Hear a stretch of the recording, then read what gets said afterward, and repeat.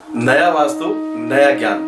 पढ़ाई का कमरा कौन सा हो, कौन सी दिशा में बैठकर पढ़ें, किस दिशा में पढ़ने वाले का मुंह होना चाहिए, इन सब चीजों पे आज हम लोग बातचीत करेंगे। अब हर माता पिता का एक सपना होता है कि मेरा बच्चा या मेरी बच्ची बहुत अच्छा पढ़े।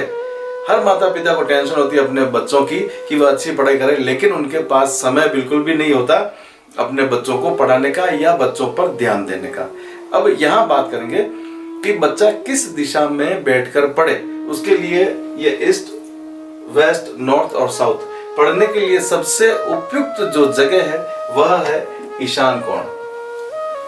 पूर्व और उत्तर के बीच ईशान कोण, यह कमरा ऐसा है जहां बैठ करके अच्छे तरीके से पढ़ा जा सकता है। कई लोगों को आपने देखा होगा कि उनकी पढ़ने की जगह यदि गलत होती है तो वह उनको पढ़ने के लिए बैठा है तो 10 मिनट में उठ कर चले जाएंगे। उनको बार बार प्यास लगेगी, बार बार वो शौच आदि के लिए उठ जाएंगे या किसी भी काम को कोई बहाना करके वो उठ जाएंगे। यहाँ यह जरूरी है कि अगर आपके बच्चे को वास्तव में पढ़ाना है, बच्चा पढ़ना चाहता है, तो ईशान कोण में वह जो कमरा हो उसमें बच्चा बैठ करके पढ़े। इस कमरे की दीवारें, जो यह ईशान कोण की दीवारें हैं, इस कमरे की दीवारें साफ सुथरी हो, कमरा अच्छा रंगा पुता हो, यहाँ टेबल वगैरह सब साफ सुथरे हो और यहाँ रोशनी की पर्याप्त व्यवस्था हो। यह ध्यान रखना जरूरी है। देखिए, अभी बात कर रहे हैं पढ़ाई की, ना कि परीक्षा की। यदि बच्चा परीक्षा में पढ़ना चाहता है उसके लिए हम बात करेंगे। अब यहाँ जब बच्चा पढ़ने के लिए बैठा है तो बच्चा किस जगह बैठेगा। जनरली बच्चा क्या करता है, सामान्यतः बच्चा टेबल लगाएगा, यहाँ टेबल के जस्ट सामने आ गई दीवार। यह निश्चित रूप से गलत हो जाएगा। यह ध्यान रखें कि बच्चे के टेबल के आगे कोई दीवार ना हो, बच्चा बैठे इस जगह, यहाँ बच्चा बैठे, इसके सामने टेबल, सामने आराम से खुला हो। अब लाइट कहाँ होनी चाहिए। लाइट के लिए आप लोग ध्यान देंगे हमेशा वाम, बाएं भाग की तरफ लाइट होनी चाहिए। बाएं भाग से उजाला होना चाहिए, इस दिशा से लाइट आनी चाहिए। यहाँ से लाइट आए, बच्चा या जो भी पढ़ने वाला विद्यार्थी है वह यहाँ बैठ करके पढ़े। अब यहाँ पढ़ने का कमरा हो गया, पढ़ाई की बात हो गई। इन कमरों में क्या ना हो, टेबल पर ज्यादा गंदगी ना हो, ज्यादा क्या बिल्कुल भी ना हो। टेबल पर अच्छा साफ सुथरा कपड़ा और कांच बिछा हुआ हो। कुर्सी जो होती है वह ज्यादा आरामदायक ना होकर के स्ट्रेट लकड़ी की कुर्सी या स्टूल होगा तो ज्यादा बढ़िया रहेगा।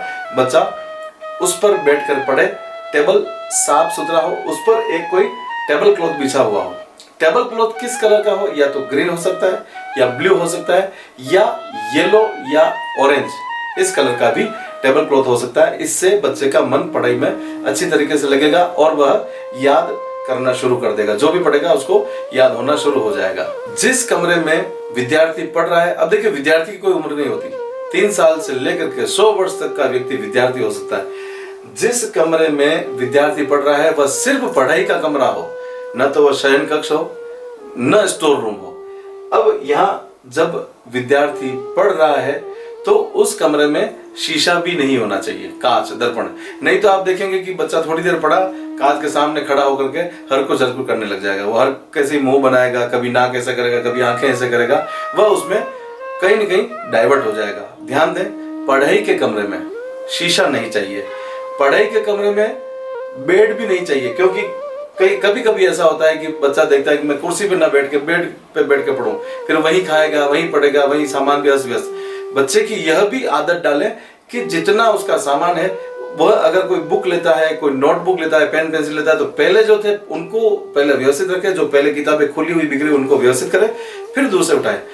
बच्चों की आदत होती है, जो पाठक है उसकी आदत होती है कि एक किताब ली खोल के रख दी, दूसरी खोल के रख दिया, पता ही नहीं कौन सा विषय की क्या किताब है। तो यह आप ध्यान दें कि विद्यार्थी को यह ध्यान रखना चाहिए कि जहां जो चीज जानी चाहिए वहां रखे, उसके बाद जो लेना है वो ले। कुछ विद्यार्थियों के कमरों में यह भी देखा गया है कि उन्होंने या तो हीरो हीरोइन के फोटोज डाल दिए हैं, या कारों के फोटो डाल दिए हैं, या वाहनों के फोटो डाल दिए हैं, दीवार पर बड़े बड़े पोस्टर चिपका दिए हैं। ऐसे कमरे में भी विद्यार्थी का मन पढ़ाई में नहीं लग सकता, मन भटकाव वाली स्थिति में रहेगा। आप ध्यान दें, विद्यार्थी के कमरे में वाहनों के फोटो या हिंसक पशुओं के फोटो, हीरो हीरोइन के फोटो, इस तरह से कुछ भी ना लग रहे हैं। वहां क्या लगना चाहिए, भगवान के फोटो या महान लोगों के फोटो। अब उसमें आपको यह भी ध्यान रखना है कि जिस कमरे में विद्यार्थी पढ़ रहा है, ऐसा नहीं हो कि आपने राम दरबार की फोटो लगा दी तो कभी हनुमान जी को देखेगा, कभी सीता माता को देखेगा, कभी लक्ष्मण भैया को देखेगा, कभी राम जी को देखेगा, कभी धनुष देखेगा। मेरा कहने का तात्पर्य यह है कि उसमें केवल एक सिंगल फोटो लगी हुई है जिसको 2-4 बार देखने के बाद उससे भर जाए, उसको बाद में देखने की इच्छा ही ना हो। यह करना बहुत जरूरी है। केवल एक सिंगल फोटो लगा हो, सिंगल पर्सन का लगा हो। यदि आप सभी यह प्रयोग करते हैं तो आपका बच्चा निश्चित रूप से पढ़ाई में अव्वल स्थान पर आ जाएगा। अब यहाँ जब एग्जाम होते हैं, जब परीक्षा होती है, तब उस विद्यार्थी का कमरा यहाँ से हटा करके यहाँ कर दिया जाता है। यह बहुत ही जरूरी है। वह जब तक पढ़ रहा है उसके पढ़ाई का काम है, तब तक वो अध्ययन यहाँ करे। जब परीक्षा होती है, परीक्षा देने के लिए उसे यहाँ शिफ्ट कर देना चाहिए। जिस दिन परीक्षा है उसी दिन उसको यह कमरा साफ करके थोड़ी देर के लिए बिठा करके आप ऐसा करें। और यह ध्यान दें कि विद्यार्थी जितने भी हैं उनसे कभी नकारात्मक बात ना करें कि वो फेल हो गया, उसके ये हो गया, उसका सिलेक्शन नहीं हुआ। ऐसा नहीं, आप जो पास हुए उनके बात कीजिए, जो जिनके सिलेक्शन हो गए हैं उनकी बात कीजिए। बच्चों के सामने कभी नकारात्मक बात मत कीजिए। अब यहाँ जिस कमरे में बच्चा पढ़ रहा है उस कमरे में जूते, मोजे और कपड़े भी ना हो, नहीं तो आप जैसे ही कहीं दूर गए बच्चा अपना कमरा अंदर से बंद करता है। यह भी ध्यान दें बच्चों को अपना कमरा अंदर से बंद ना करने दें। आप जैसे इधर उधर हो वो जूते पहनेगा, जूते खोलेगा, ड्रेस पहनेगा, देखेगा। तो ये सारी चीजें आप ध्यान रखें। पढ़ाई का कमरा यानी उसमें किताबें हो, कॉपियां हो, पेन हो, पेंसिल हो। आप यह भी थोड़ी थोड़ी देर में चेक करते रहें कि बच्चे ने जो कवर चढ़ा रखे हैं वह कहीं अखबार के कवर तो नहीं।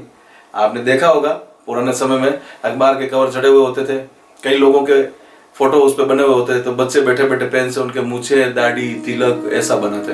तो आप ध्यान दें, इन सब चीजों पे गौर करना जरूरी है, तो जाकर के बच्चा कहीं ना कहीं अपना स्थान प्राप्त करेगा, उसका मन पढ़ाई में लगेगा, भटकाव वाली स्थिति नहीं रहेगी। नया वास्तु, नया ज्ञान में यदि आपको किसी प्रकार की कोई सलाह देनी है या कोई नया प्रश्न पूछना है तो आप नीचे कमेंट में जरूर पूछें। लाइक, शेयर और सब्सक्राइब जरूर कीजिए। धन्यवाद।